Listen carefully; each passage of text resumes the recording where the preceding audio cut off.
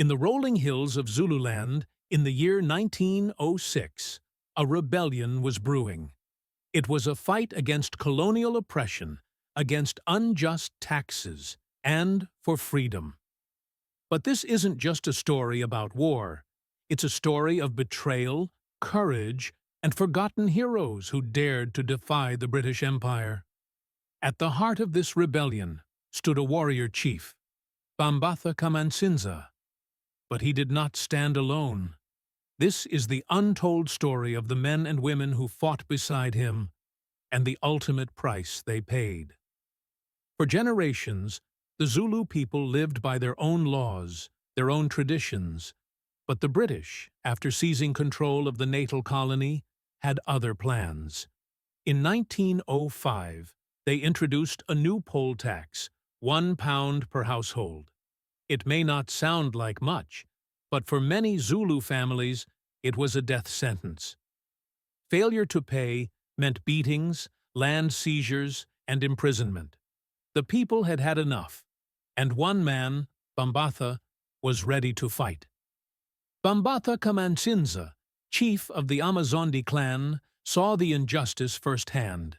He called upon his warriors, men who had once fought for the Zulu kingdom, men who still remembered the sting of colonial rule. With that, the rebellion had begun. But Bambatha was not alone. Among his warriors were names history has almost forgotten.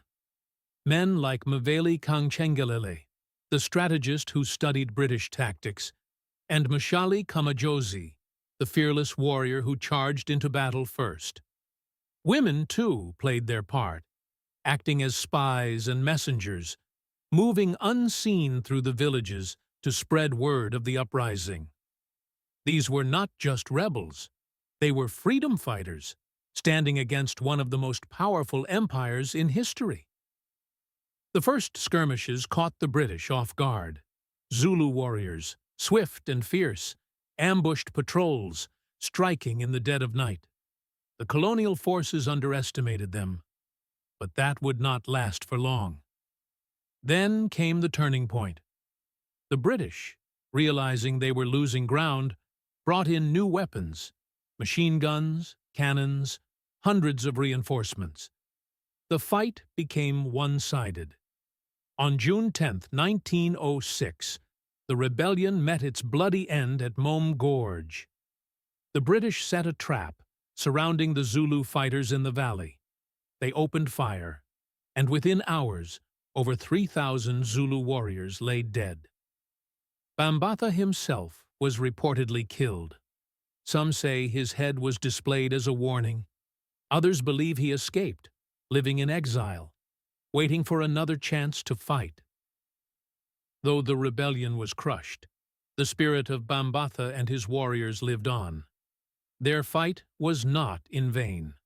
It planted the first seeds of resistance, seeds that would one day grow into the struggle against apartheid, into a free and democratic South Africa.